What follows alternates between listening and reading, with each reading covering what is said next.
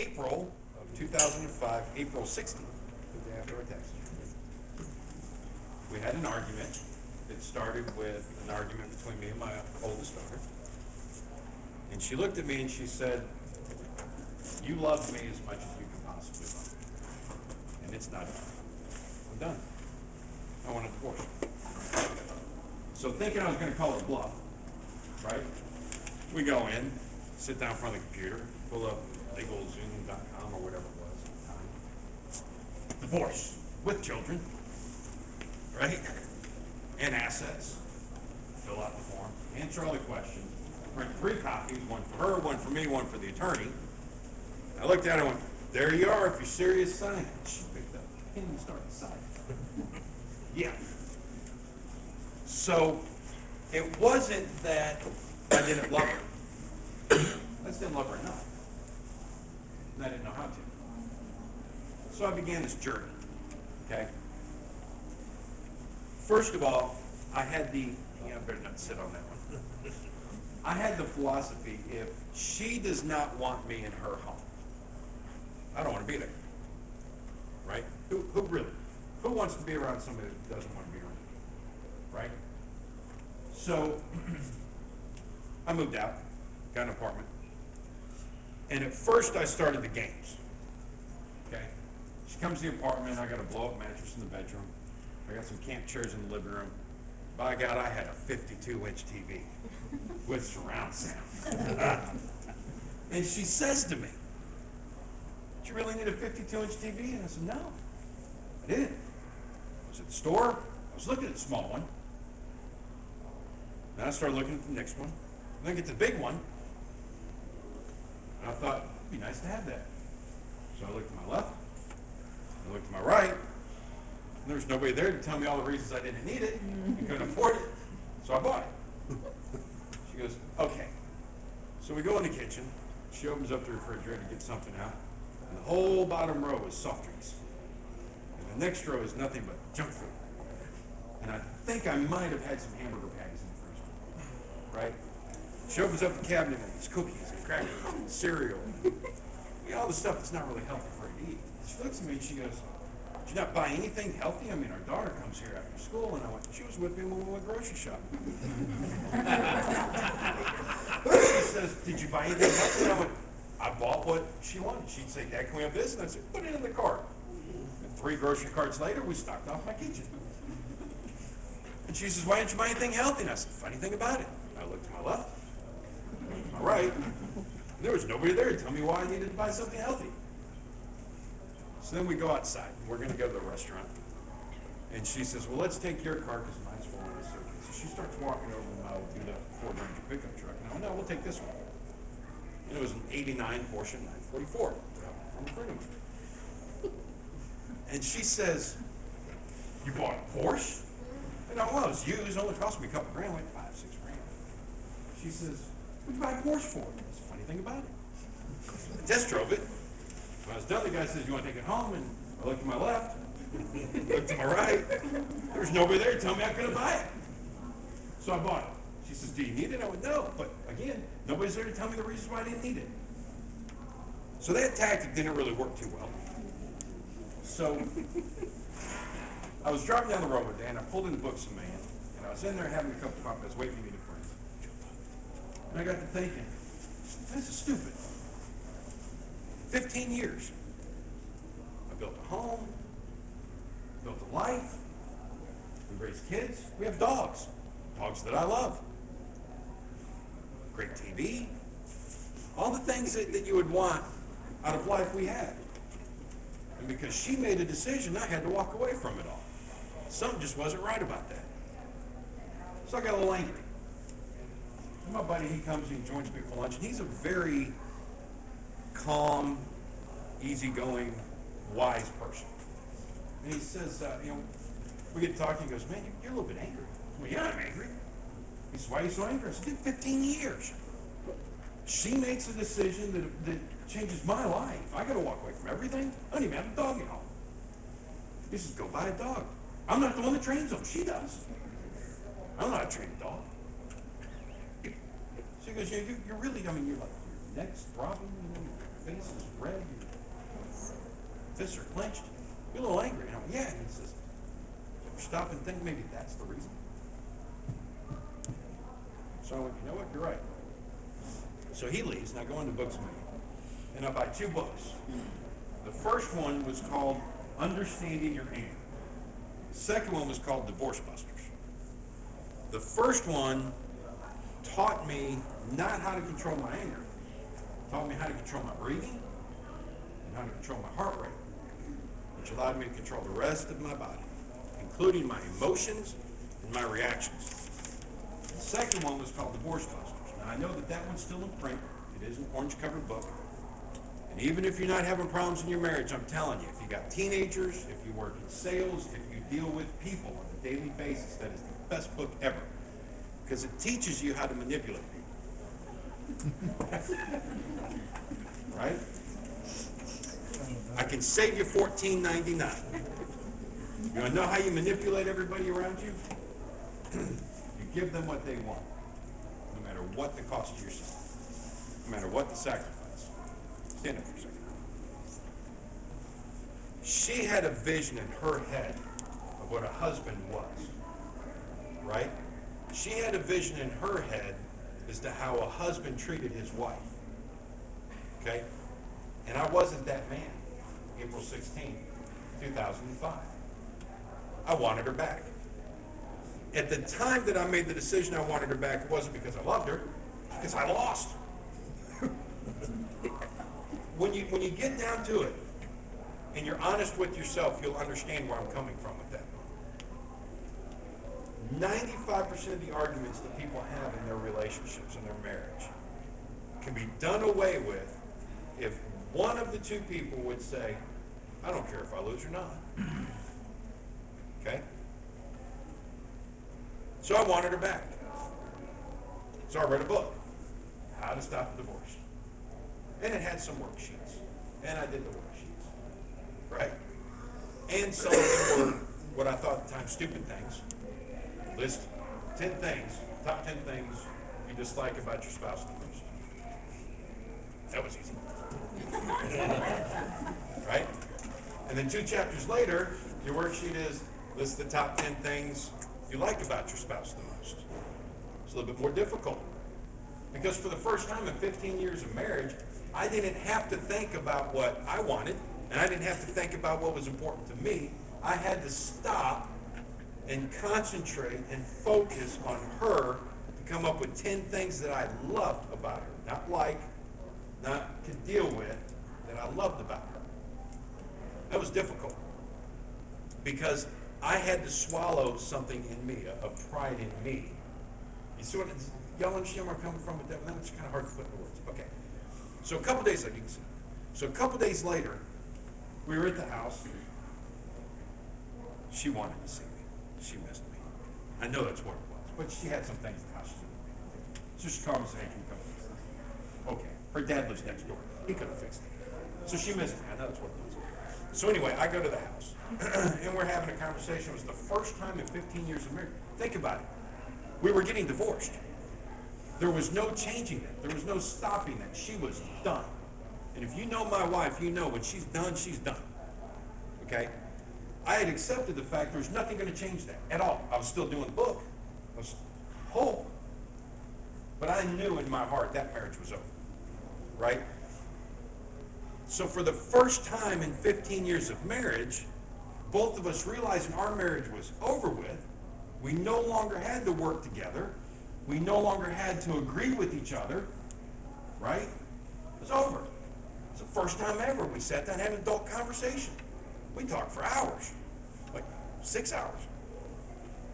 It was the first time that she ever felt comfortable talking with me openly without me violently exploding, yelling and screaming, eyes bugging out like on cartoons. Right? But the reason for that was I didn't care what we talked about. We were getting divorced. I could get in trouble for anything I did. It was over with. So when she'd ask me a question, I could be honest and tell her. I didn't have to hide anything from her. You see what I'm saying? What it boiled down to and what I discovered that day sitting there, she had a picture in her head of what a husband was supposed to be. and I wasn't it. And I decided, driving home that night back to my apartment with the blow-up air mattress and the 2 chairs, big TV. What I understood driving home that night was that if I wanted her back, I had to be that person. It didn't matter whether she changed or not. It didn't matter whether she became the wife I wanted her to be. If I wanted her back, I had to be the husband she wanted. Right? So then that began a new process. In the back of all these anger management books and marriage counseling books, you know what they all have? A picture and contact info for the person that wrote the book. And all of them will give you 1 free hour. Instead of paying them $70 an hour, you buy their book for $15 and you read it, you call them and set an appointment, you get your free hour. So I chose all the books that had people in the Nashville area. I went to hypnotists, I met with preachers, I met with marriage counselors, I met with anger management people, and every one of them, when we were done, they give you a receipt, right? And I threw it in the glove box of my car that had a lock on it, that stayed locked unless you put the key in it and turned it. And one day she borrowed that car. And the next day she says, well, you know, I was driving down the road. I hit a bump and your glove box opened. And all these receipts fell out. So what? You're working on your anger and you're understanding how to be a better husband because you're trying to get me back? Oh, no. No. You made the determination. This marriage is over. I've accepted that. But you got to understand where I'm coming from. 15 years I invested in somebody and they tell me they don't want me around. That's never going to happen again. My next wife will never have an excuse to tell me that I didn't love her enough. Sucks for you, but it's great for my next wife because I'm going to be the type of husband that you always wanted. And she went, yeah, okay. And a couple weeks later, we went on a camping trip. And she saw over the course of 4 to 6 weeks that these changes were real.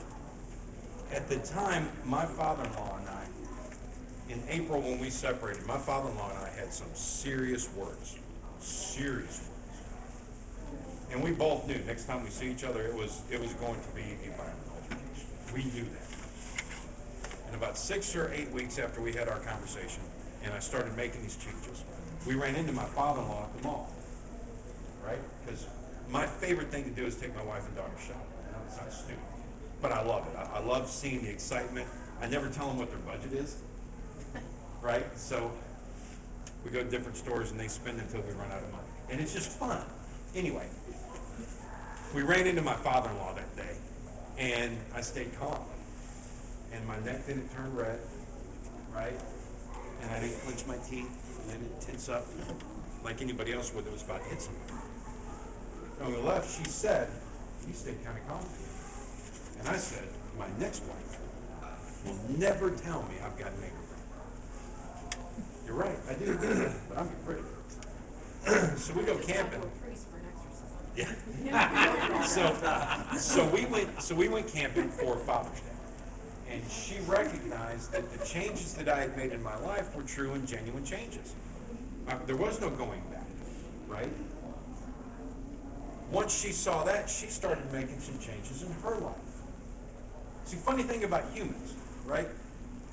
Let's say Dan and I are partners in a business, okay? And he's got his job and I've got mine. Well, we'll use my best friend, Keith Roberts. He and I used to work together for my family business, my parents' business. He ran operations, I ran sales, okay? I could sell anything because I knew that no matter what I sold, at no matter what price, Keith could make it happen at a profit. Keith could do anything because he knew that if we were going to go over budget, I could always get us out of scope or whatever. We worked great together as a team, okay? Anytime I looked at a project, I tried to consider Keith's viewpoint on how he would accomplish that project. And Keith, knowing I worked off of commission, every step of the way during the project, he managed every dime to the point where he would make sure that we came out profitable so that I would get my commission. Keith spent so much time making sure that I got what was coming to me that he did his job beautifully. And I spent so much time making sure Keith got what was coming to him that I was able to be successful at my job. Does that make sense? So when we finally worked out our differences and got back together, It was because she had realized that I was now 100% devoted to taking care of her needs, physically, mentally, emotionally. If I'm taking care of 100% of her needs, she's got nothing to do with her time. She doesn't have to worry about, well, I gotta do this, or I gotta do that. I'm taking care of it. So now all of a sudden she had all this free time on her hands, right? And was able to start focusing on my needs. So to get her to become the wife that I always wanted, selfish reasons, what I want, I had to become completely unselfish and become the man that she always wanted. 10 years later, we're best friends. Nothing will ever tear us apart. I say all that because of this. We have some extremely dark days coming. And we're going to talk about that. It's our last class we're going to teach today, is what's going on in the world and how we need to be watchful of it so that we can succeed and survive it. Okay? It doesn't matter what we go through. I know that she's 100% devoted to me and my safety and my survival. She knows I'm 100% devoted to her safety, and her survival. I pity the fool, quote Mr. T. I pity the fool who is going to mentally, emotionally, and physically abuse their wives while the world is whole. And then when we live in a world without the rule of law, they're going to stick a firearm in that woman's hand and say, cover my six. Right?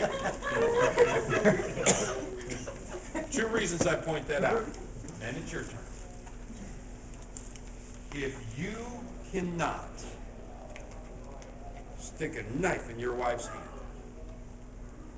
set that blade on your throat, and go to sleep and sleep like a baby, knowing you're going to wake up tomorrow morning, you got some work to do. Because there is going to come a time when you are going to depend 100% for your own survival on her.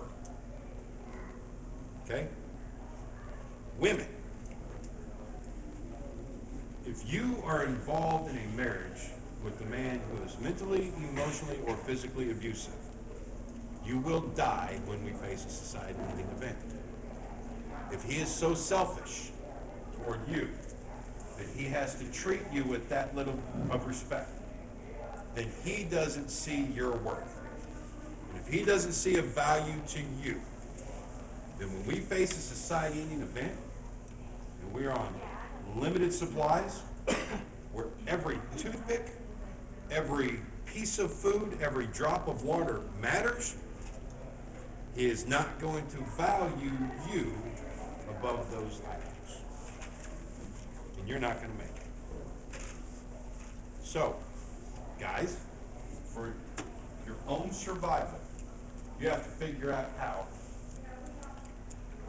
to make sure that your wife is 100% convinced that she is the single most important person, thing, thought, idea, breath in your life. And women, if you don't think that, y'all got some work to do in your marriage. I say that because I've got all the latest, greatest survival tools. I got all the weapons. I got all the everything we need stuff. But my greatest survival tool is sitting right there.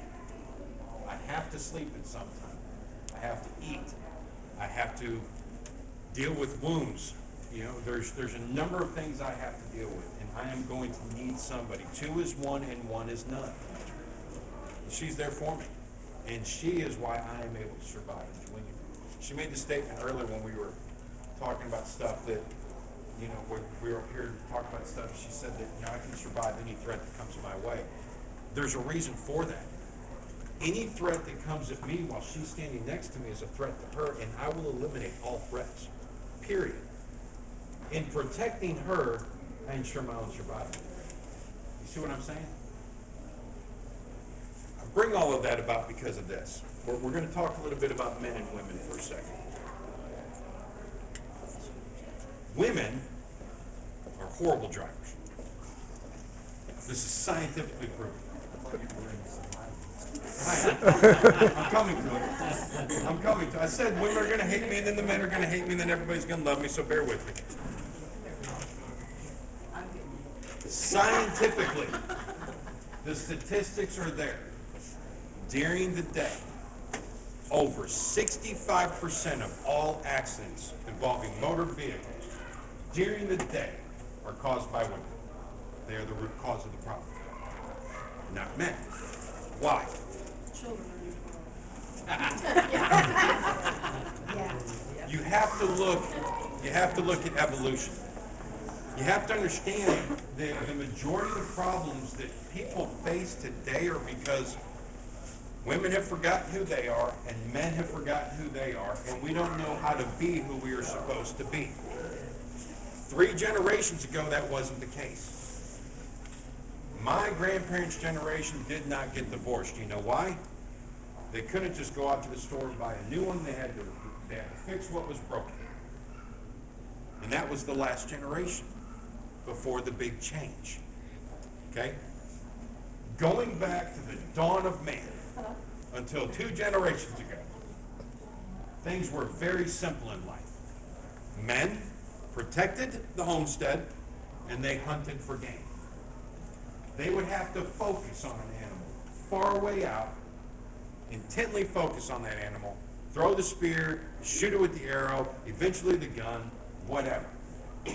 As a result, evolution has brought man, where man's peripheral vision is only a 70-degree peripheral. Because we focus on things far out and in distance. So when we're driving, remember, tell the story about somebody driving into this. Even though I drive like this, and sometimes like, anyhow. If we're driving, we're not paying attention to the car in front of us, or the car in front of it, or the car in front of it. I move my foot from the gas to the brake when the car 4 cars ahead of me hit their brake lights. Because I'm intently focused in distances. Roger that? That's why men are better drivers during the day. But see, women, through evolution, women have always done what? Until 2 generations ago. Watch the kids. They're always moving, watching, moving. Kids are always moving. They protect the homestead. They're the gatherers. Today, a man goes to the mall. He wants to buy a new shirt. He walks in the first store. He goes to the first rack. He picks one up. Bitch, shirt's dead now. Take it home. I'm done hunting. Women, they go. They got the little basket, right? They pick it up. They look. They're hunters. They're gatherers.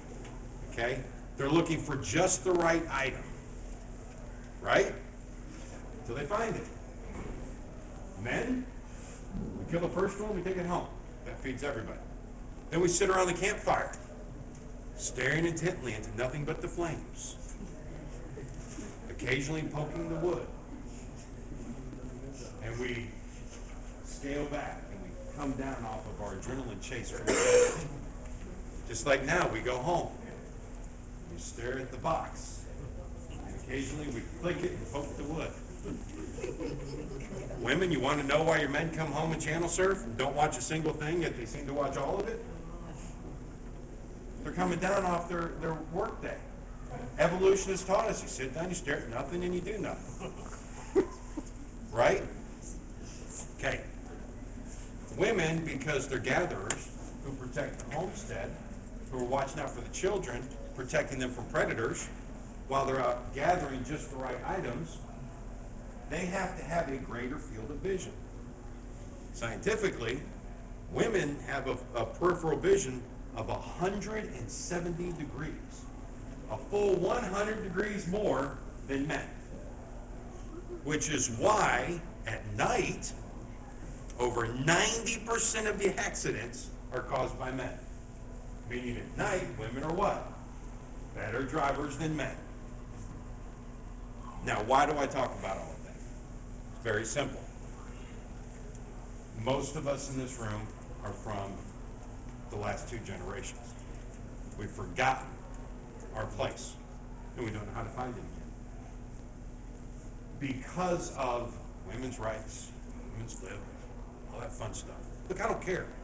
If a woman can do the same job I can do, I don't mind paying her the same amount of money.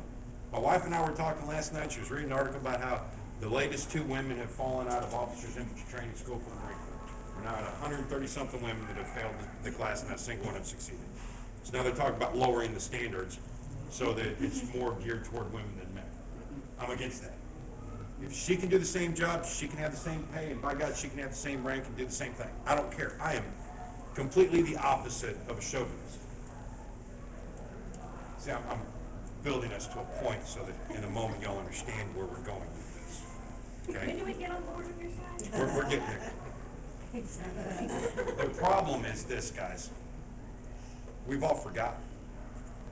We go to the grocery store and we buy our food. We don't remember what it was like to have to grow it ourselves. Okay? We go to the store and buy a new pair of socks when ours get holes in them. We don't know how to fix them. When our wife says to us, "You love me, just not enough. You love me as much as you can, just not enough." Instead of sitting down with her and figuring it out, we go and see counselors and we surf the internet. Or we give up and walk away. As preppers, we have duplicates to everything.